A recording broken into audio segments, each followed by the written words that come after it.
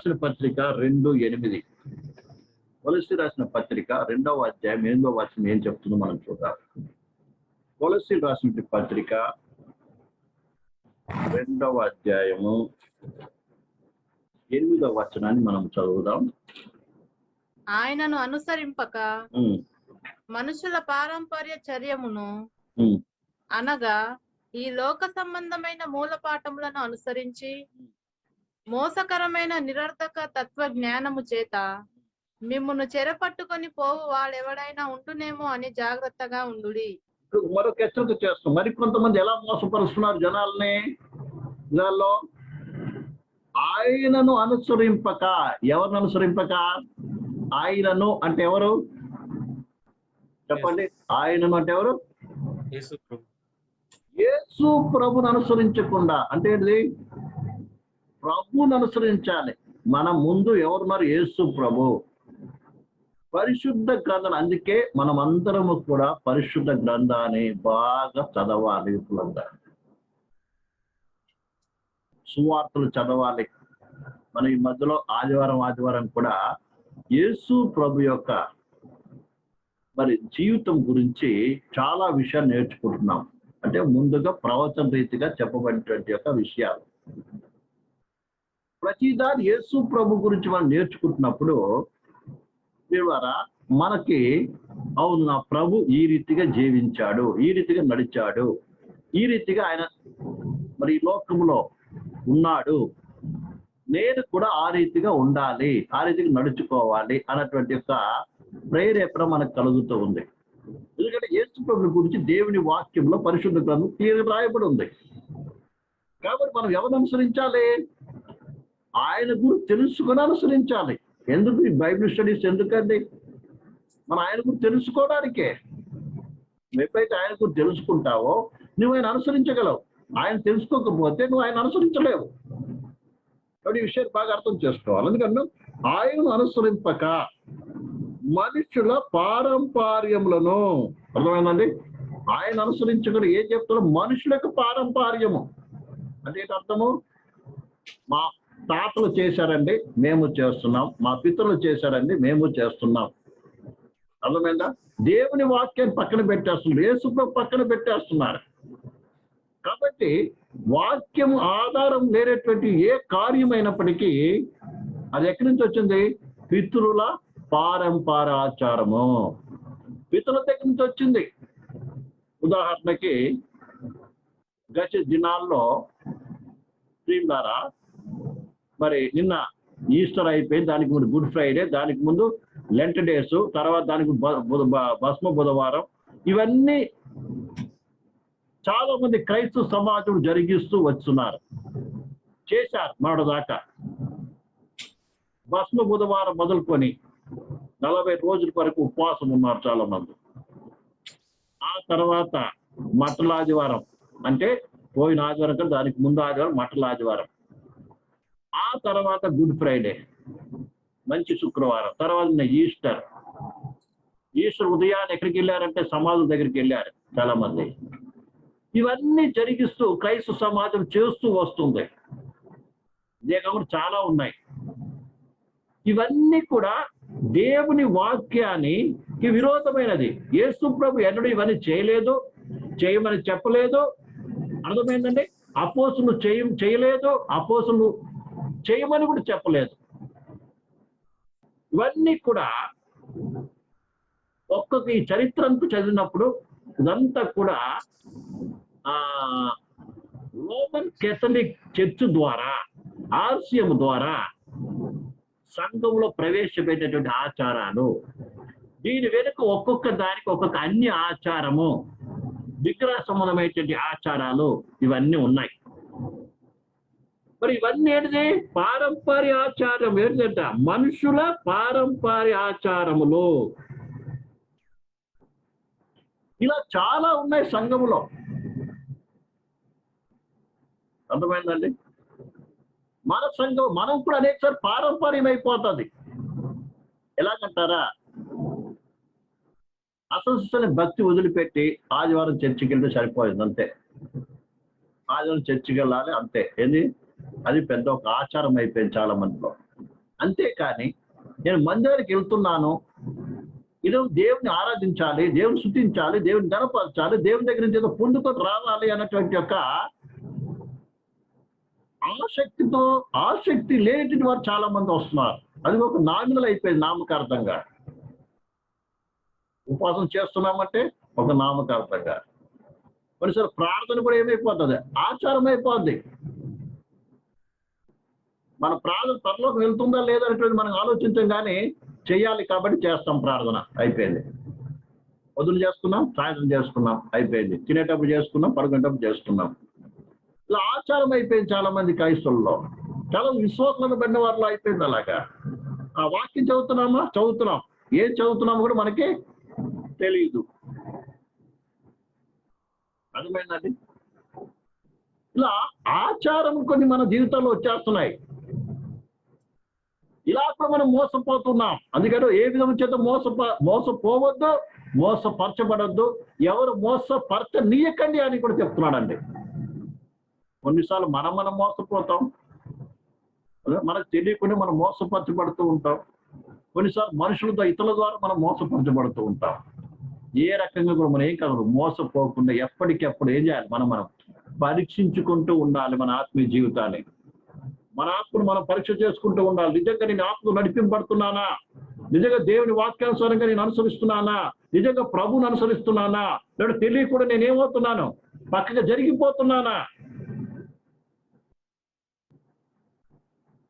విశ్వాస మనం పరిశుద్ధాత్మ నింపబడి ఆత్మ నడిపింపబడుతున్నామని, ఆత్మ సంఘంలో ఉన్నామని, మంచి ఉపదేశం ఉన్నామనేటువంటి మనము కూడా నిరంతరం కూడా ఏం చేయాలి, పరీక్ష చేసుకోవాల్సిన వారమై ఉన్నాము. లేకపోతే తెలియకుండా మనం జారిపోతాం. తెలియకుండా మనలో ఏమవుతుంది, పారంపర్యం అనేది మనలో వచ్చేస్తూ ఉంటుంది. ఈ విషయాన్ని ప్రియ సంఘం ఒకసారి జ్ఞాపకం చేసుకోవాలి, మనం పరీక్ష చేసుకోవాలి. ఎందుకంటే ఆయనను అనుసరింపక మనుషుల పారంపర్యాచారమును అనగా ఈ లోక సంబంధమైన మూల పాఠములు అనుసరించి మోసకరమైన నిరర్ధక తత్వజ్ఞానము చేత మిమ్మను చెరపట్టుకొని పోవాడు ఎవరైనా ఉండునేమోనని జాగ్రత్తగా చూచుకొనుడి. తత్వజ్ఞానము, థియాలజీ. కొంతమంది ప్రియమైన ఏవో పట్టుకొస్తారు. అర్థమైందండి? విశ్వాసాన్ని పక్కన పడేసి విశ్వాసానికి బదులుగా ఏవో పట్టుకొస్తారు. కాబట్టి ఇవన్నీ కూడా మనకి, వీటి ద్వారా మనం మోసపోవద్దు. కొంతమంది తీసుకొచ్చి ఇదిగో యేసునామమే ఉందిగా, యేసునామంలో బ్యాప్తిజం పొందలేదుగా నరకానికి పోతాడు అంటాడు. మరొకటి ఏమంటాడంటే యేషువ నామం అంటాడు. మరొకటి అంటే అట్లా అంటాడు, ఇట్లా అంటాడు. అవి ఇవి ఏవో పెద్ద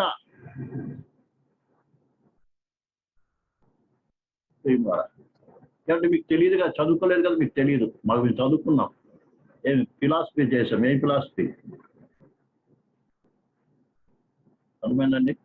కాబట్టి ఇలా అనేక రకాల తప్పుడు ఉపదేశం తీసుకొస్తూ ఉంటారు. ఇవన్నీ కూడా ఏంటంటే ప్రియులారా, ఈ తత్వ జ్ఞానం చేత కూడా ఎవరు మోసపోకుండా చేయండి, మీరు జాగ్రత్తగా చూసుకోండి అని ఇక్కడ దేవుని వాక్యం మనము చూస్తుంటున్నాం ప్రియులారా. తర్వాత ఇక్కడ కూడా చదువుతున్నాం ప్రియులారా. ఇదే కొలసీలు ఇంకొక మార్కు రాయబడి ఉంది, 18-19 చదవండి ఒకసారి. 2:18-19. అతి వినయాసక్తుడై దేవదూత ఆరాధన యందు ఇచ్చ కలిగి తాను చూచిన వాటిని గూర్చి గొప్పగా చెప్పుకొనుచు తన శరీర సంబంధమైన మనసు వలన ఊరక ఉప్పొంగుచు శిరస్సును అత్తుకొనని వాడెవడును మీ బహుమానమును అనుసరింపనీయకుడి. ఆ శిరస్సు మూలముగా సర్వ శరీరము కీళ్ల చేతను నరముల చేతను పోషింపబడి అతుకబడినదై దేవుని వలన కలుగు వృద్ధితో అభివృద్ధి పొందుచున్నది. అతి వినయాశక్తుడై దేవదూతల ఆరాధన యందు ఇచ్చ కలిగి. చాలా మంది ప్రభు అయినటువంటి యేసు క్రీస్తును అన్నిటిని వారు ఎలాంటి ఆరాధన కలిగి ఉన్నారంట, దేవదూతల ఆరాధన కలిగి ఉన్నారంట. మీరు అస్తమాను చెప్పేది ఏంటంటే మేము దర్శనం అది చూసామండి, ఇది చూసామండి, దేవత వచ్చాడండి, మాకు అది చెప్పాడండి, పరలోకం పోయామండి, అక్కడ చూసామండి, నరకం చూసామండి, అది చూసామండి, ఇది చూసామని అని ఏం చేస్తారు ప్రియమైన బిళ్ళారా? ఎప్పుడు మీరు చూసినటువంటి దర్శనాలను బట్టి అది ఇది అని ఏమంటున్నారు? వీటి గురించే చెప్తూ ఉంటారు ఎక్కువ. వాక్యం గురించి చెప్పరు. పరిశుద్ధ వాక్యం ఏం చెప్తుందో చెప్పరు. అర్థమైందా? ఇవాళ వీడియోలు కూడా చాలా వస్తున్నాయి. పరలోకం చూసామని, నరకానికి వెళ్ళామని పుస్తకాలు వస్తున్నాయి రకరకాలుగా. అర్థమవుతుందండి. మరి ఏంటిది ప్రియులారా? మరి కొంతమంది బ్యాప్టిజం ఇస్తుంటే దేవతలు కనబడ్డాయని, ఆకాశంలో ఏదో కనబడింది, ఇక్కడ ఏదో కనబడిందని రకరకాలుగా ఏమవుతున్నారు. వాళ్ళ ప్రసంగం అంతా కూడా అవే ఉంటుంది. నేను అది చూశాను, ఇది చూశాను, అది చూశాను, ఇది చూశాను. ప్రభు మా పక్కనే ఉన్నాడు. ఇరువులుగా దేవుడు మాతో మాట్లాడుతుంటాడు. వీటి గురించే చెప్తూ ఉంటారు తప్ప అసలు పరిశుద్ధ గ్రంథంలోని ఉపదేశం ఏమాత్రం వారు చెప్పరు. దాంతో సంబంధమే ఉండదు వాళ్ళకి. నేను బాగా అర్థం చేసుకోవాలి. అందుకంటే వాళ్ళు ఏంటంటే శిరస్సును అత్తుకోలేదు. అంటే యేసుకు వారికి సంబంధం లేదు. దర్శనాలు ఉన్నాయి, ప్రవచనాలు ఉన్నాయి. ఏది ఏమైనా కూడా అది వాక్యానుసారముగా ఉండాలి. అర్థమైందండి? వీళ్ళంతా వీళ్ళు ఒప్పొంగుతూ ఉంటారు. వాళ్ళు నోరు తెరిస్తే వాటి గురించి చెప్తుంటారు. ఏమని దేవుడు మాకు అది చెప్పాడు, అది చూసాం, ఇది చూసాం, అది చూసాం, అక్కడ ఇవే తప్ప ఒకటి దైవ వాక్యము ఉపదేశం అనేది వారి దగ్గర ఉండదు. ఇలాంటి వారు మీ కిరీటం అపహరించకుండా చూసుకోండి. ఇప్పుడు ఎవరినో వచ్చి మాకు దేవుడు అది చూపించాడండి, ఇది చూపించాడండి, అర్థమైందండి? నమ్మటానికి వీలు లేదు. వాక్యానుసారం ఉంటే నమ్మొచ్చు. ఇక చెప్పడం అదే చెప్తుంటే ప్రయోజనం లేదండి. పరిశుద్ధ గ్రంథంలో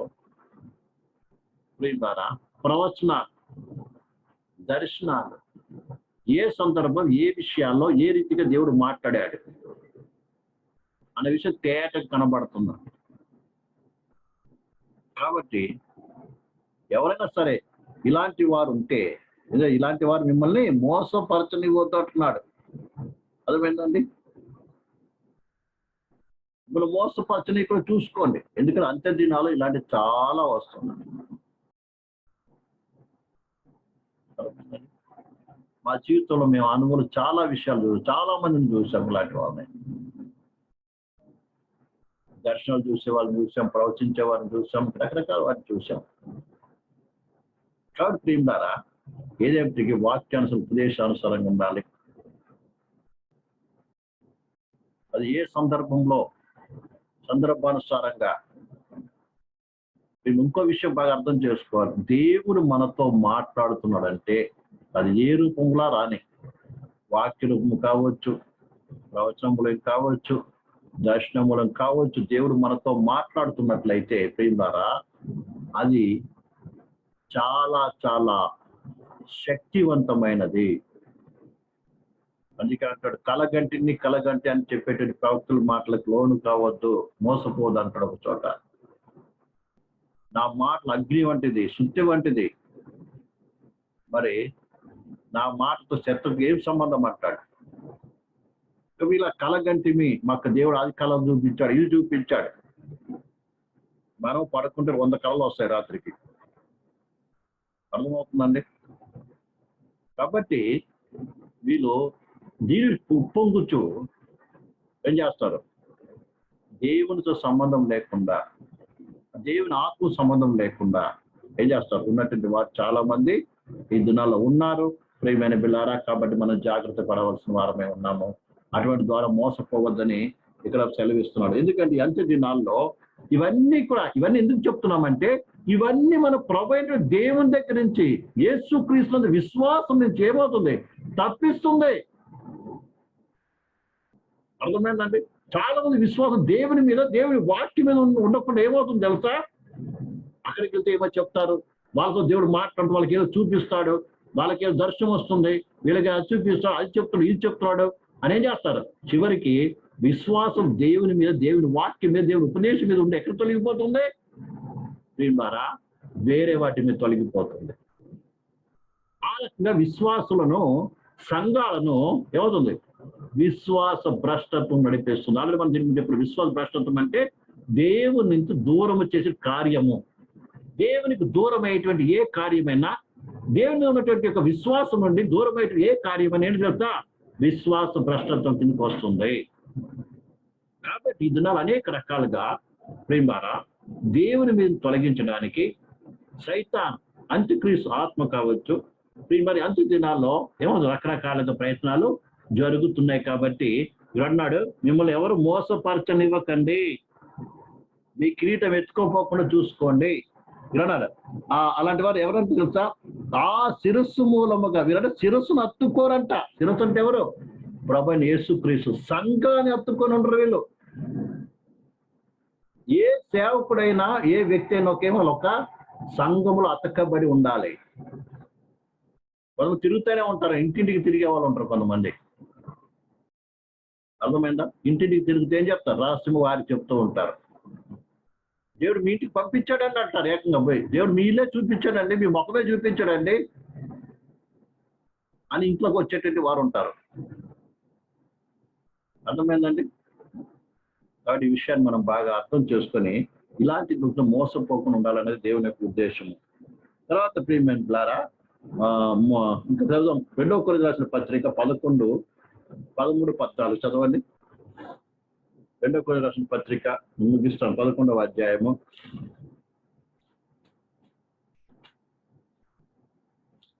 రెండవ కొరింథీయులకు 11వ అధ్యాయము 13, 14 వచనాలు. ఎలా అనగా అట్టివారు క్రీస్తు యొక్క అపోస్తుల వేషము ధరించుకున్న వారై ఉండి దొంగ అపోస్తులు మోసగాండ్లైన పనివారై ఉన్నారు. ఇది ఆశ్చర్యము కాదు, సాతాను తానే వెలుగుట వేషం ధరించుకొనుచున్నాడు కనుక వాని పరిచారకులను నీతి పరిచారకుల వేషం ధరించుకుంట గొప్ప సంగతి కాదు. వారి క్రియల చొప్పున వారికి అంతము కలుగును అంటున్నాడు.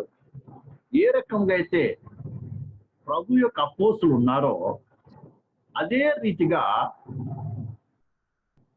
అపోస్తుల వేషం ధరించుకున్నటువంటి దొంగ అపోస్తులు కూడా ఉన్నారండి. అర్థమైందండి? దొంగ అపోస్తులు కూడా ఉన్నారు. ఇందులో చాలా మంది దొంగ అపోస్తులు మన మధ్యలో ఉన్నారు, క్రైస్తవ సమాజంలో ఉన్నారు. అర్థమైందండి? క్రీస్తు బోధ పక్కన పెట్టేసి సొంత బోధను చేస్తున్నటువంటి వారు చాలా మంది ఉన్నారు. ప్రభు అన్నాడు, మిమ్మల్ని లోకం నుంచి ఏం చేశాను? వేరు చేసుకున్నాను అంటున్నాడు. అర్థమైందండి? మీరు ప్రత్యేకము ఉండండి అంటున్నాడు. అర్థమైందండి? లోకంలో మీకు శ్రమ కలుగును అంటున్నాడే. విషయాన్ని మనం బాగా అర్థం చేసుకోవాలి. అది ఈ దినము సంఘాన్ని లోకముతో కలిపేస్తున్నారండి. లోకముతో కలిపేస్తున్నారు. సంఘాన్ని ఎక్కడ కలుపుతున్నారు? లోకంలో కలిపేస్తున్నారు. లోకమైన ఆచారాలు, పద్ధతులు, వేషాలు, రకరకాల పరిస్థితులు. సంఘం అంటేనే అర్థము లోకం నుంచి ప్రత్యేకమైన గుంపు, అంటే లోకంలో నుంచి పిలువబడి వేరు చేయబడిన గుంపు అని అర్థం. సంఘం అంటే అర్థం ఏంటంటే లోకం నుంచి ఏమైనట్టు వేరు చేయబడి ప్రత్యేకమైన గుంపు.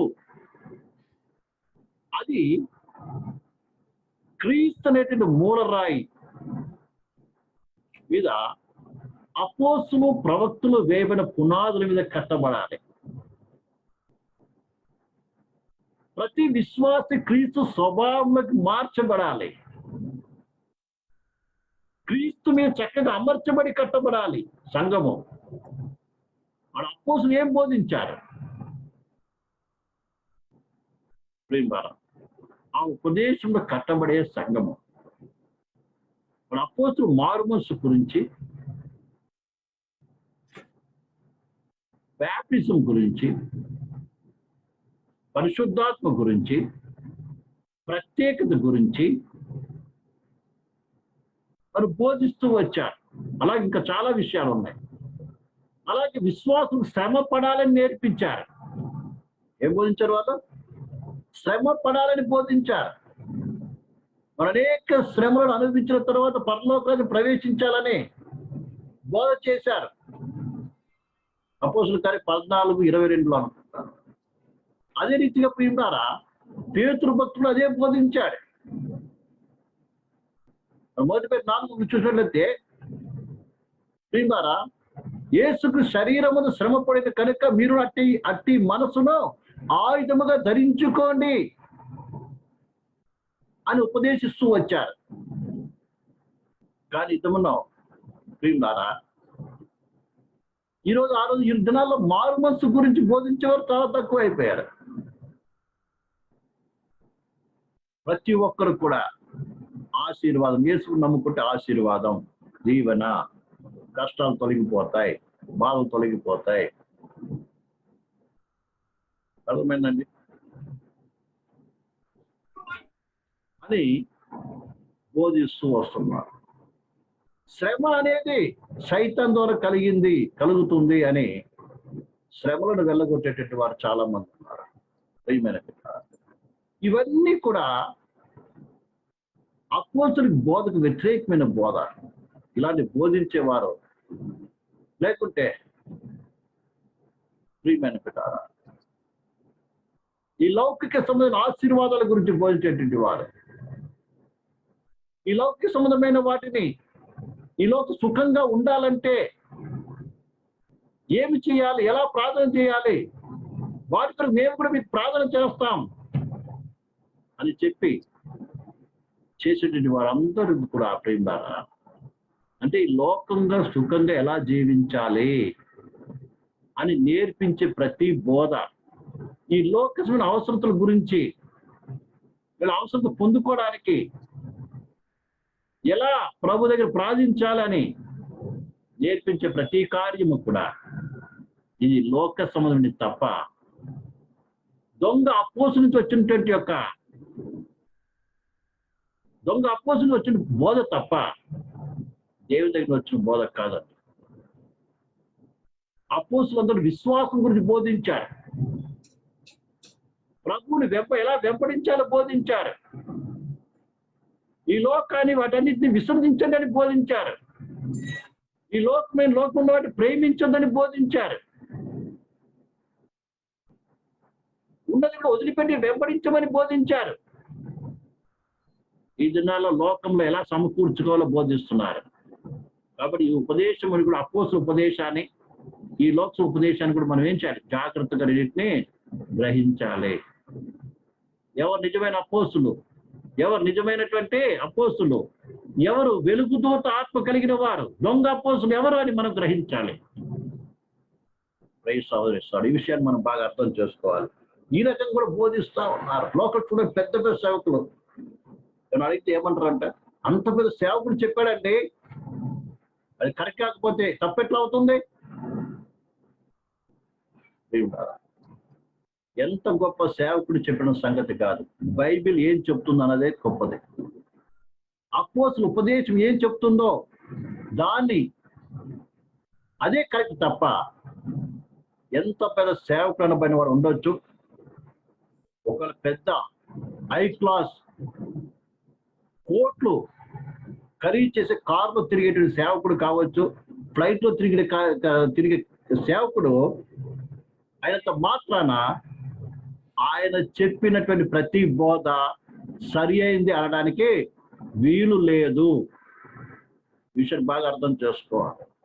ఒకవేళ ఆ దైవజుడు అనబడిన వ్యక్తి, అపోస్తలుడైన వ్యక్తి చెప్పిన యొక్క ఉపదేశము వాక్యానుసారం అయితేనే అది పరలోక సంబంధమైనది, పరలోకాన్ని తీసుకుని వెళ్ళే బోధ అయితేనే అది దేవుని దగ్గర వచ్చిన బోధ. అలా కాకపోతే అది మరొక ఆత్మ నుంచి, వెలుగు నుంచి వచ్చినటువంటి యొక్క బోధని మనం బాగా అర్థం చేసుకోవాలి. ఈ సత్యం మనం అందరూ చేసుకోవాలి. అందుకని ప్రియులారా, మోసపోవద్దండి అని దేవుని వాక్యం తెలియపరుస్తుంది. ఇందులో మనకి అన్ని బోధలు అందుబాటులో ఉన్నాయి. ఇంకా కాదు, సత్యమైన బోధ మనకు అందుబాటులో రాలేదు. అర్థమైందంటే దాన్ని వినేవారు కూడా ఆసక్తి చూపించరు. కాబట్టి నిజమైన దేవుని ఆత్మ ఎవరైతే క్రియ జరిగిస్తుందో, దేవుని ఆత్మ ద్వారా ఎవరైతే బోధిస్తున్నారో ఆ బోధను ద్వారా ఆ ఆత్మ కలిగిన వారు వింటారు, బలపడతారు, ఆశీర్వపడతారు, సిద్ధపాటు అవుతారు. కాబట్టి ఈ విషయాన్ని మనం బాగా అర్థం చేసుకోవాలని దేవుని వాక్యం చెప్తుంది. ప్రియులారా, ఎఫెసీ 4:14 చదువుదాం. ఇంతవరకు ముగిస్తాను. ఎఫెసీ 4:14.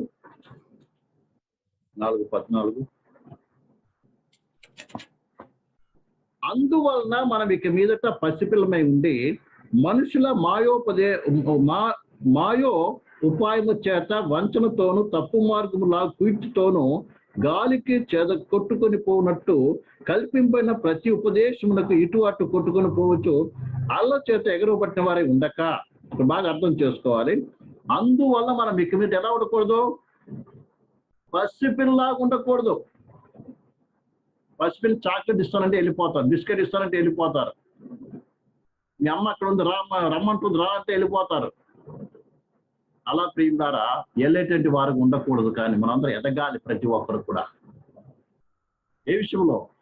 ఏది సత్యమైన బోధ, ఏది అసత్యమైనది, ఏది నిజమైనది, ఏది నిజము కానిది. ఎవరు మోసం ఇచ్చేవారు, ఎవరు యథార్థమైన వారు, ఎవరు ఏ బోధ దేవుని దగ్గర నుంచి వస్తుంది, ఏ బోధ వెలుగుదూత నుంచి వస్తుంది, మరొక ఆత్మ నుంచి వస్తుంది, మనం బాగా గుర్తించే స్థితిలో ఉండాలి. అందుకంటున్నాడు, అందువల్ల మనం ఇక మీదట పసిపిల్లమై ఉండి మనుషుల మాయో ఉపాయముల చేత వంచనతోనూ తప్పు మార్గములకు లాగు పీచుతోనూ గాలి కొట్టుకుని పోనట్టు కల్పింపబడిన ప్రతి ఉపదేశమునకు ఇటు అటు కొట్టుకొని పోవచ్చు అల్ల చేత ఎగరగొట్టుకునే వారు ఉండక ప్రేమ కలిగి సత్యము చెప్పుతూ క్రీస్తులు ఉండక మనం అన్ని విషయంలో ఎదుగుదాము. ప్రతి విషయంలో ఎదగాలండి. ఏది మంచిది, ఏది చెడు, రెండింటి గ్రహించేటువంటి జ్ఞానం ప్రతి ఒక్కరికి ఎంతో అవసరం ఉందని దేవుని యొక్క వాక్యం సెలవిస్తుంది. ప్రియులారా, 2 పేతురు 2:1-3 నుంచి చదువుదాం. 2 పేతురు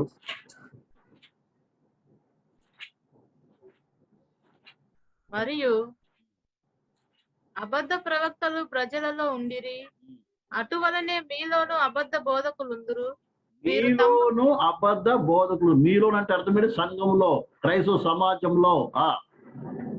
వీరు తమ్మును కొనిన ప్రభువును కూడా విసర్జించుచు. వీరు తమ్మును కొనిన ప్రభువును కూడా, తమ్మును రక్తం పెట్టి కొనుక్కున్న ప్రభువును కూడా ఏం చేస్తారు? విసర్జించేస్తారా?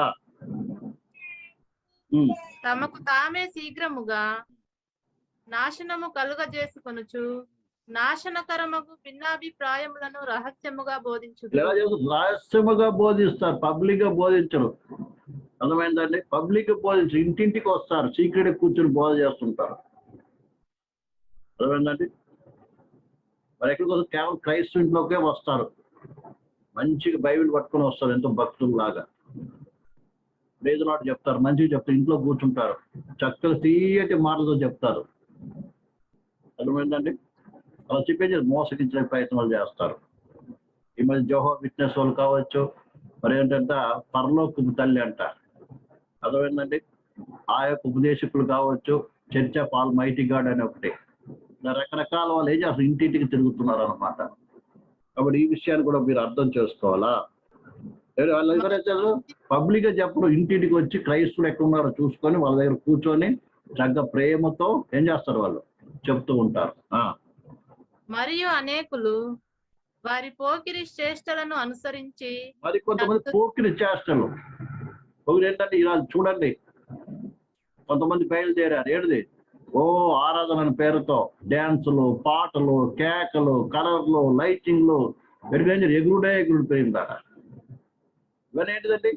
ఇవన్నీ కూడా ఏంటిది? పోకిరి చేష్టలు. ఆత్మసమైనది కాదు. ఆత్మసంబంధమైన ఆరాధన ఎలా ఉంటుందంటే, ఎంతో భయముతో, భక్తితో, విరిగి నలిగిన మనసుతో చేసేటువంటిది ఆరాధన. కానీ ఇది ఆరాధన ఏమైంది? పోకిరి చేష్టలు బయలుదేరింది. విచ్చలవిడిగా డ్యాన్స్లు వేయటము, అమ్మాయిలు అబ్బాయిలు డ్యాన్స్లు వేయటము, పాటలు పాడటము, గంతులు వేయటము, పెద్ద కలరింగ్, ఆ లైట్లు. ప్రేమలరా మీకు అందరు తెలిసిన విషయమే కాబట్టి ప్రేమ దాన్ని ఎక్కువ ముందుకు రావట్లేదా?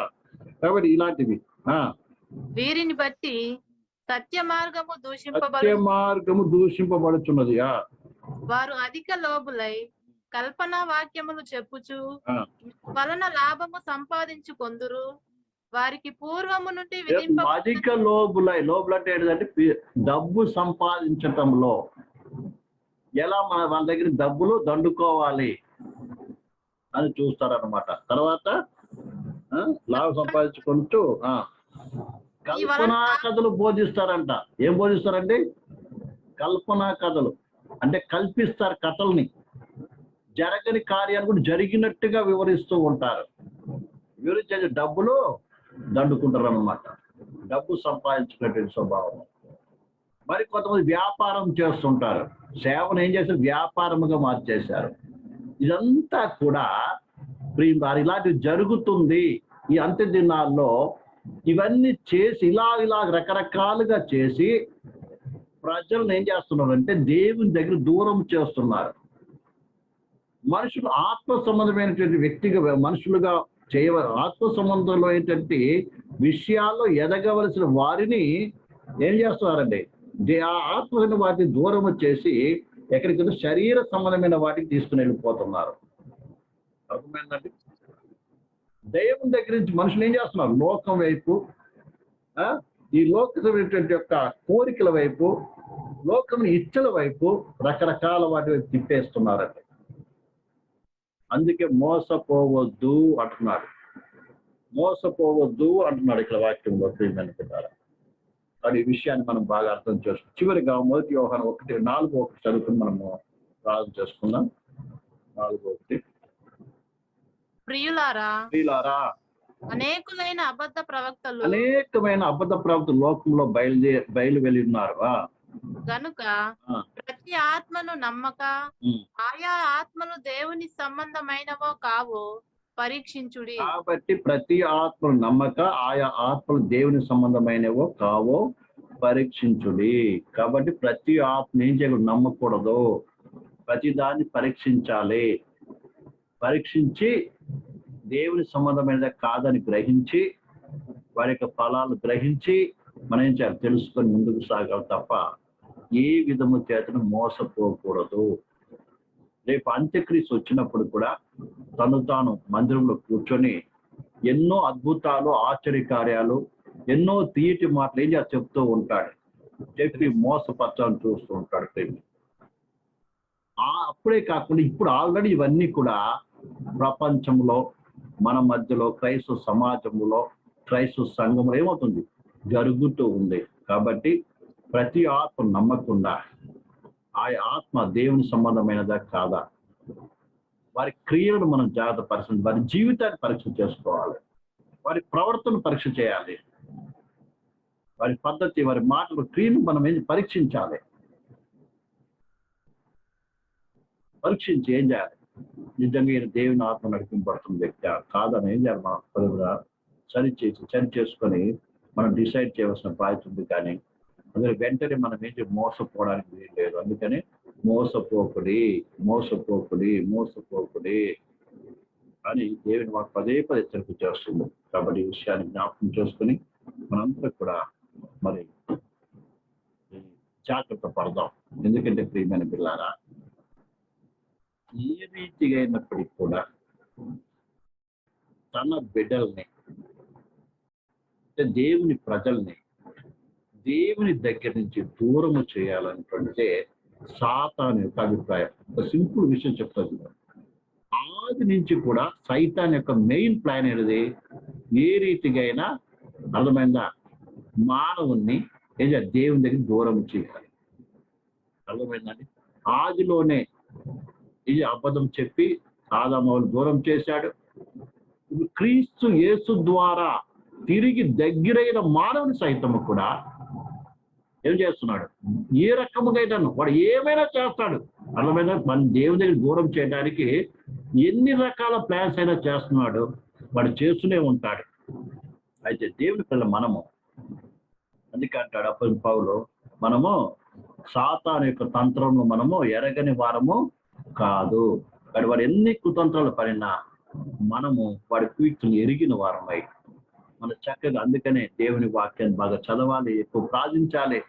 ఏ సత్యం మనము గ్రహించాలి, అడిగి తెలుసుకొని మనం ఆత్మీయంగా సత్యంలో ఏం కావాలి, ప్రతిష్ఠ చేయబడాలి.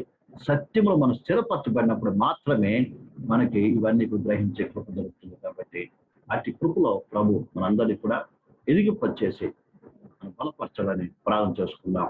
దేవుడి వాక్యం దీవించిన కాదు. అందరి కళ్ళు మూసుకుందాం, ప్రార్థన చేసుకుందాం. Hallelujah, praise the lord, thank you Jesus, thank you lord.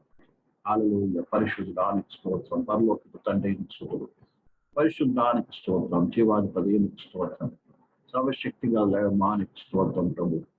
తండ్రికి వందనాలు ప్రభు.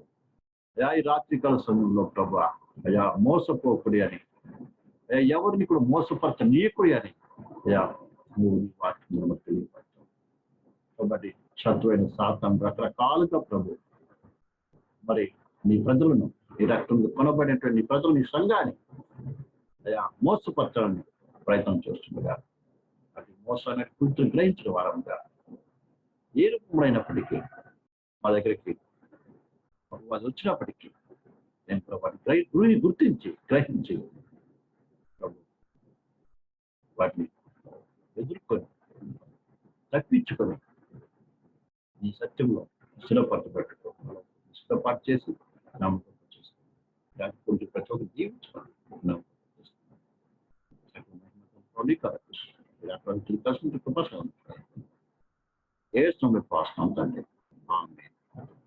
దేవుని ప్రేమ కుమారుని యేసుక్రీస్తు పరిశుద్ధాత్మ కన్యా సహవాసం వచ్చిన మన లోక సకల పరిశుద్ధ కూడా దాంట్లో పరితోడు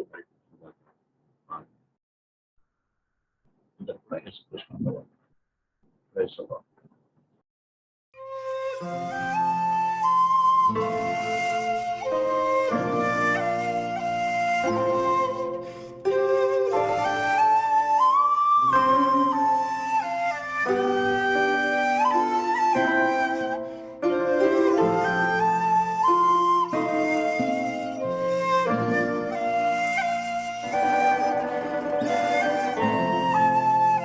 Thank you.